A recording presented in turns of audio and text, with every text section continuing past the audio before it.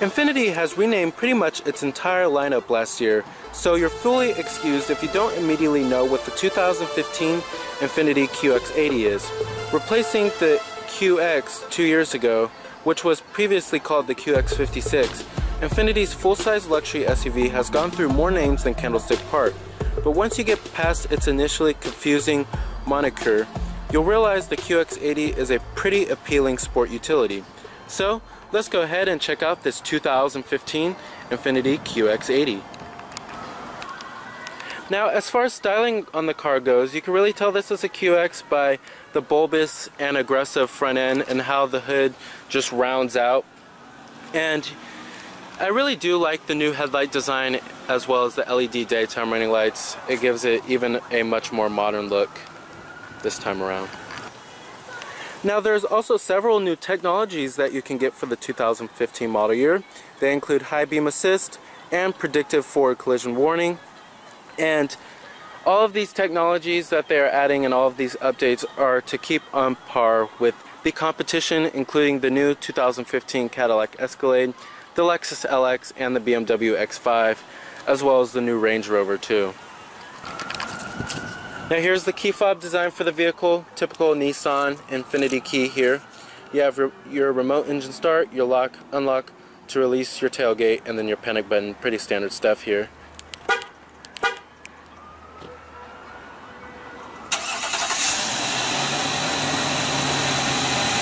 Pretty easy to do your remote engine start. It is a majestic white exterior with smart key access on the driver and passenger doors, with a black leather interior, power driver seat with power recline and power lumbar. Pretty standard stuff there.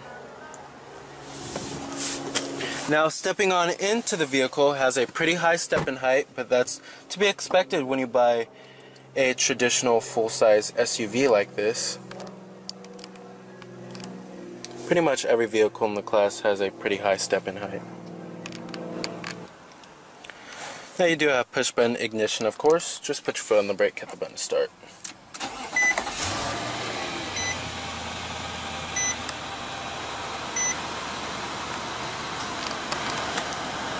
You have a leather wrapped steering wheel with wood grain. Pretty thick steering wheel rim. Coming to your transmission, you have a 7-speed automatic. Pretty standard stuff here with manual shiftability. No paddle shifters, which is becoming very increasingly common in cars and SUVs. However, who wants paddle shifters in a full-size traditional SUV anyways? Putting the vehicle into reverse displays your rear view camera. You also do have trajectory and guidance lines. Now you also do have what Nissan and Infiniti likes to call their around view monitor. Basically you have cameras on the front, parking sensors on the front, parking sensors and a camera in the rear, of course, and then you also do have cameras on the side mirrors too.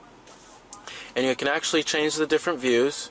You can access your front camera at any given time, which is a pretty little neat safety feature. And then here goes your mirror cameras right here.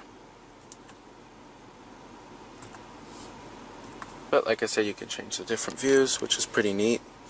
And then you can turn off and on your parking sensors. And then the camera right now is displaying the front camera because I'm not in reverse right now. And you can actually change the different views for that as well. Pretty neat. And let's go ahead and turn on the lights. You also do have fog lights too, and the hazards. All windows are fully automatic in the QX80. And let's go ahead and pop the hood and check out the engine bay. Heated exterior mirrors with LED turn signal indicators. And you also do have a camera on the mirror as well. I really do like the QX80 in this very nice majestic white. Really has a great shine to it. Now you do have LED headlights with LED daytime running lights, LED fogs, and LED turn signals, and front parking sensors as well. But like I said, you have a very massive, bulbous, and very aggressive looking front end. It just looks very mean at you, and it looks like it wants to eat your face. Under the hood you will find a very powerful and also very class competitive 5.6 liter V8 producing 400 horses with 413 pound-feet of torque. Expect EPA estimates of 14 in the city and 20 on the highway as well. This powertrain also delivers very great towing capacity ratings of 8,500 pounds. It's a very powerful V8, one of the best V8s in the class.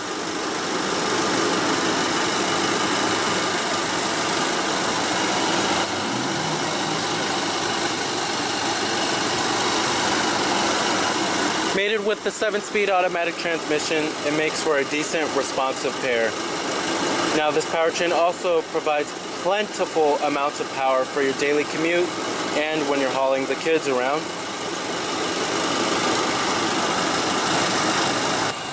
Now competitors of the QX80 are the Mercedes-Benz GL, BMW X5, the Lexus LX, Cadillac Escalade, and the Range Rover. Now the base model is going to start at about $62,700, and then you have many different packages you can choose from. EPA numbers, like I said, are 14 in the city and 20 on the highway. Total vehicle price is $75,335. Now you do also have 22-inch wheels. However, I don't recommend getting these wheels as it does have some moderate ride harshness with it.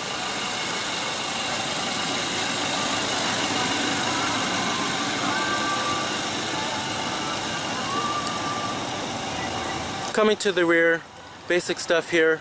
Full LED tail lamps, no LED turn signals, but you do have rear parking sensors, a rear window wiper with a rear window defroster too. I like the back quite a lot.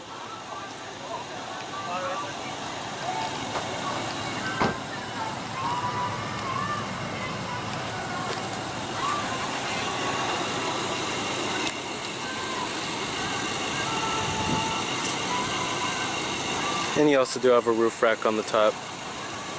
From the side point, it almost kind of looks like the Mercedes-Benz GL, slightly.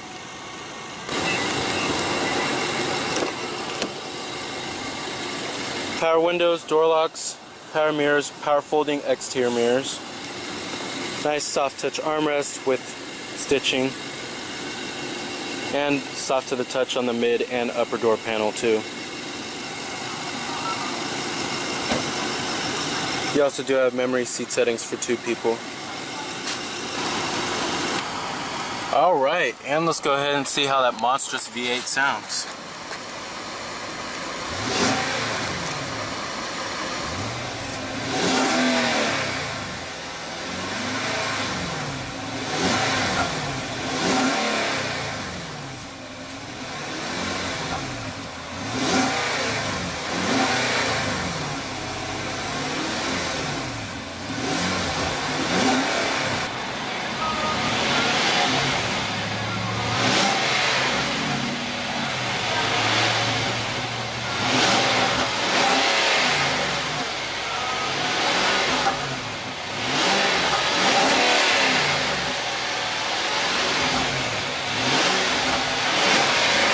Very nice.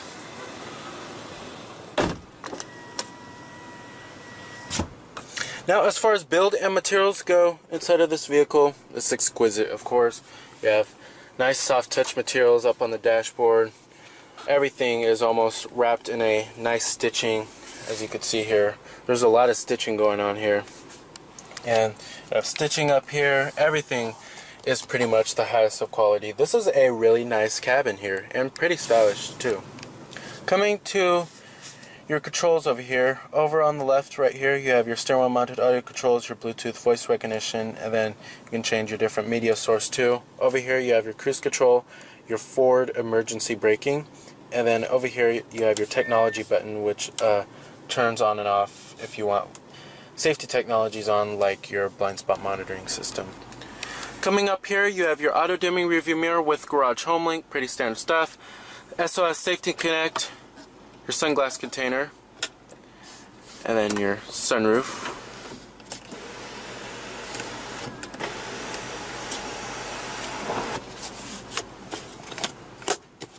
The seats in this vehicle are also very comfortable, very great for long road trips. There's not a lot of side bolstering, but thigh support is superb, and they have a nice cushion to them, and it's a very nice soft buttery leather. Very nice high quality leather. Feels very comfortable. Now I do have one gripe about the driving position. Now I'm about 5'11", which is pretty average, and I found a decent comfortable driving position, but for taller drivers this is probably not going to be a good thing. It just feels in the driving position, it feels a little bit confining, and that's not really a good thing. Now as far as visibility goes, this is quite a large SUV, but you do have decent amount of glass area all around. Outward visibility can be better. You do have that long rounded hood. Like I said, glass area is okay though, but you do have your mirrors, which do show quite a lot, but you do have that around view monitor, so backing up this vehicle is not that hard. But as you can see, the glass area all around the car is pretty good. Now as far as driving dynamics go, you would actually be quite surprised about how well this vehicle handles, and it actually doesn't handle like a full-size SUV. It actually somewhat takes the corners pretty well. Now compared to cars like the Mercedes-Benz GL and the Cadillac Escalade, this is probably going to be the sports SUV out of the bunch. But this has pretty exceptional handling just for how big the vehicle is. It's a very large SUV. Coming to your center stack controls here, you have your radio controls, optical disc drive, AM, FM, XM satellite radio, your disc and your auxiliary, and then your presets are right here. And you also do have this nice classy looking analog clock. Then you have your volume button right here, and then your tune knob too. Coming down here to this lower section, you have dual zone automatic climate control, but you also do have automatic climate control for the rear passengers as well. Fan speeds, your temperatures, and then your different zones are right here. And then it also displays up on the screen too. And then your rear window defroster and your front window defroster. Coming down here to this lower section, you have your heated steering wheel, heated seats for the driver and passenger, a 12-volt power outlet, and to fold the rear seats down just by the push of a button. Pretty neat. However, they do not fold up, they just fold down. Coming down here, you have your cup holders, and then a 12-volt power outlet. Coming to the center console here, it's nice and stitched, very soft touch of course. And then you can actually turn your power outlet off or on in the rear. And then the size of the center console is actually pretty mediocre. And then down here you'll find a very interesting place to find your USB. And then you also do have a little storage cubby right here too as well. Now coming right here, you have your Infiniti all-wheel drive settings. You have your snow mode, your tow mode, and then you have your four-wheel drive, which is selected by this dial right here. And then you have your traction control too. Now let's get to the main head unit here. Basically, the main head unit is all going to be controlled right here, and then also right here as well. But like I said, your different media options are AM, FM, XM satellite radio. Then you have your optical disc drive too. And then also you have auxiliary input, and then a USB port as well. Coming to the rendering of the system is not that great. It's like a 4 or 5 year old system here. It's just getting pretty dated. It is a touchscreen, by the way. Coming to your navigation system, the rendering of it is okay. It's nothing too special. Don't expect anything like 3D rendering of buildings or anything like that. None of that. But you do have traffic, of course, live traffic. You have your fuel economy data right here. And you do also have live weather.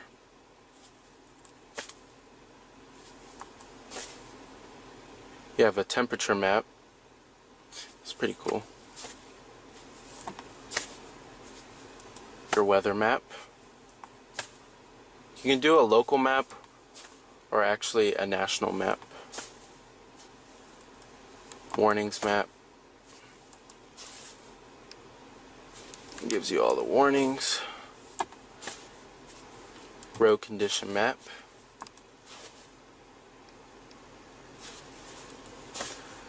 But I just would love to see a slightly updated system here.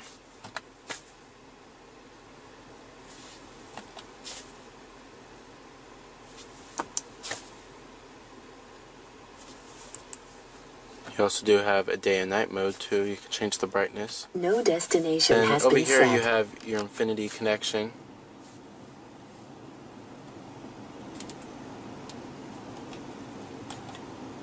And then your fuel economy right here.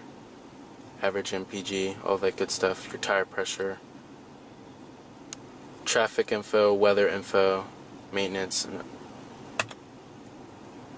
then it gives you, if you want to press on status, it gives you like what radio station you're on, and then what song it's playing, and then your climate controls.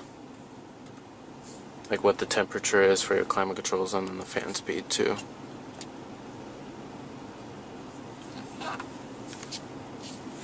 Then you have your Bluetooth setup right here, and then your driver assistance, rear display, volume and beeps, audio, and your navigation settings.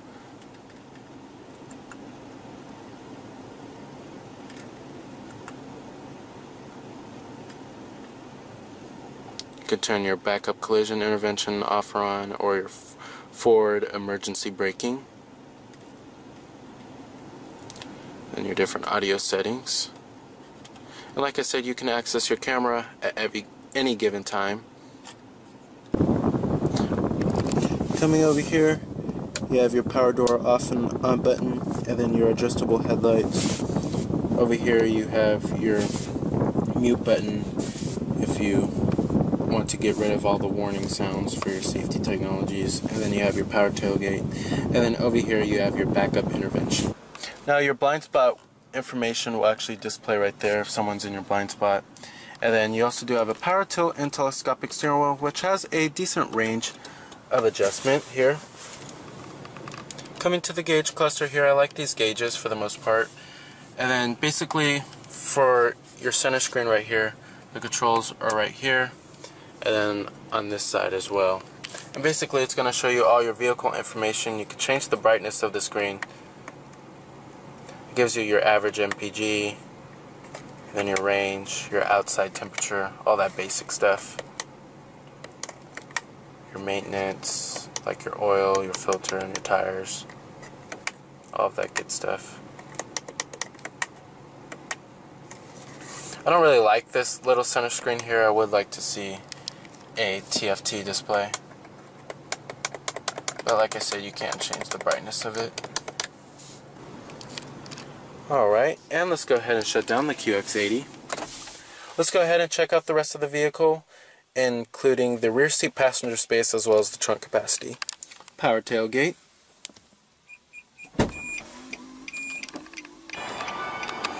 Now coming to the trunk capacity, has a pretty decent amount of cargo space.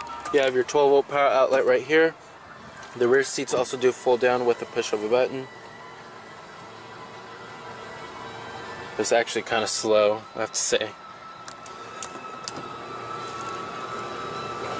And then you also do have the left side as well.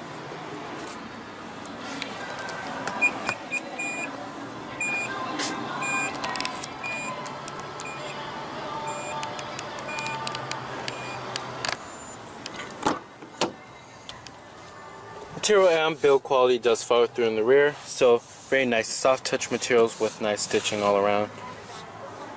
The second row seats also do recline, and they also do fold down, but like I said, in the front you can actually fold these down with the push of a button, which is actually a pretty neat feature. Now you also do have captain's chairs back here.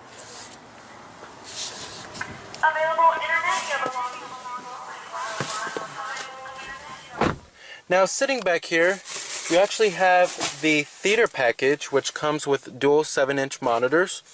You also do have dual map pockets, rear automatic climate control, heated rear seats too. And then down there you will find a 120 volt power outlet, another 12 volt power outlet. Coming right here, you actually do have cup holders.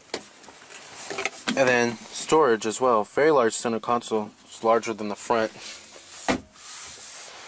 The seating comfort back here is decent. Very comfortable. Very nice time to spend. And the QX80 is in the rear seats.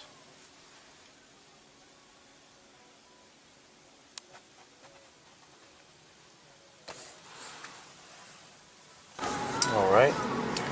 Now I love this feature to death. Just pull this lever up and the seat comes up just like that.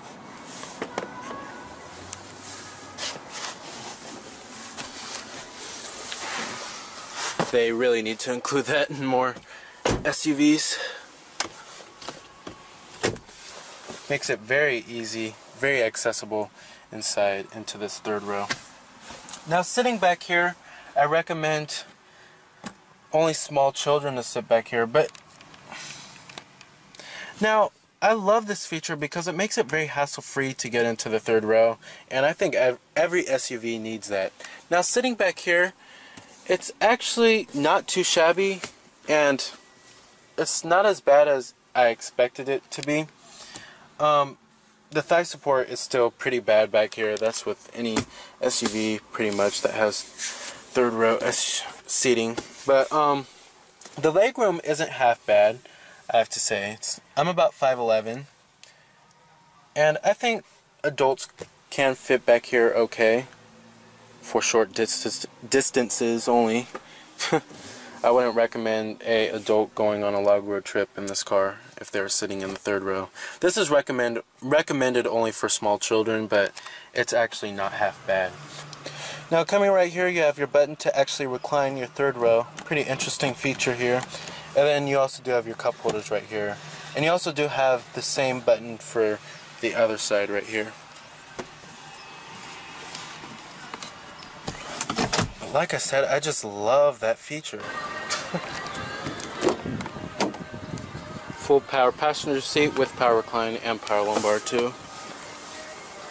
Your glove box, nice and damped, but it's not lined with felt. I'm very surprised about that. Alrighty. So the 2015 Infiniti QX80 provides very high levels of luxury, comfort, and high-tech features, which makes the three-row SUV a solid pick among large luxury SUVs. So remember that